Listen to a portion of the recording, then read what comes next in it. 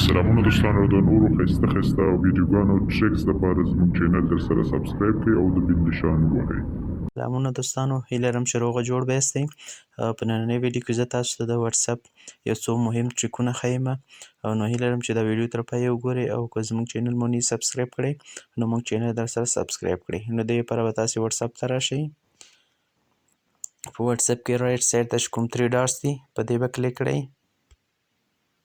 له هغې وروسته به چې دی بیا تاسو دلته اکاونټس ته راشئ، په دې به کلیک کړئ. نو له دې وروسته چې په اکاونټ چې م کلیک کړ بیا به دلته تاسې پرایویسي ته راشئ، په پرایویسي باندې به کلیک ووهئ. په پرایویسي کې لومړی اپشن موږ سره لاست ان دی، مطلب څه وخت اخر ځل تا واتساپ کتلی. که غواړئ چې تاسو دغه چې دی هر سړی وګوري، مطلب هغه چې دی لاست ان ایوری ون، مطلب هر کس کولی شي دا وګوري چې دا څه وخت اخري ځل دی واتساپ کتلی. که مای کانټکټس باندې کلیک کوئ، مطلب څوک چې تا سره ثبت دي یوازې هغه کسان کولی شي چې لاست سین وګوري چې دا څه وخت د لاست سین کړی دی. که نو باډي کوي نو هېڅوک نشي کولی چې تا لاست سین وګوري. دویم اپشن چې موږ سره هغه چې دی پروفایل پټو دی، مطلب کوم پروفایل تصویر چې دی غواړي چې هغه هر یو سړی وګوري، هر څوک وګوري. که دویم اپشن چې دی مای کانټکټ، مطلب یوازې تا سره څوک ثبت نه دي هغه یوازې هغه کسان ستا د پروفایل تصویر وګوري. که نو باډي کړي نو مطلب هېڅوک هم نشي کولی چې تا د پروفایل تصویر وګوري. دریم اپشن چې موږ سره چې دی هغه د اباوټ دی، مطلب اباوټ نه مطلب دا دی چې کوم لیکل چې تا کړي باید اباوټ یا بیو چې کومه ده هر یو کس کولی شي باید هغه وګوري. که صرف یوازې هغه کسان چې تا سره ثبت دي یا کنټکټ نمبر دی یوازې هغه کسانو ته غواړي ته شو کړي. که نو باډي نو که نو باډي کړي نو بیا هېڅوک نشي کولی چې تا اباوټ یا بیو چک کړي. او بل اپشن چې موږ سره هغه سټیټس دی.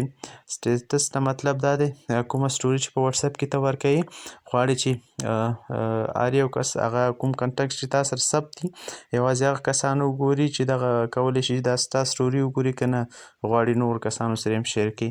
نو بل اپشن چې موږ سره ریډ ریسیپټس دی، مطلب که چېرې دا چېرته آن وي نو هغه اخري ځل مطلب دا چې آن وي که نه کوم د ریډ ریسیپټ اپشن نه مطلب دا دی که دا چېرته آن وي، مطلب هغه بلو ساین کوم چې دی، مطلب کوم کس چې تاسو ته میسیج کوي نو هغه ته معلومیږي چې دی تاسو ته میسیج کتلی دی که نه. که دا چېرته اپ کړئ نو هغه ته به هېڅ معلومات نه کېږي، هغه بلو ساین چې دی هغه به هغه ته نه کېږي چې دی تاسو ته میسیج کتلی دی که نه. بل اپشن چې دی سره موږ سره دی په دې کې هغه د ګروپس دي.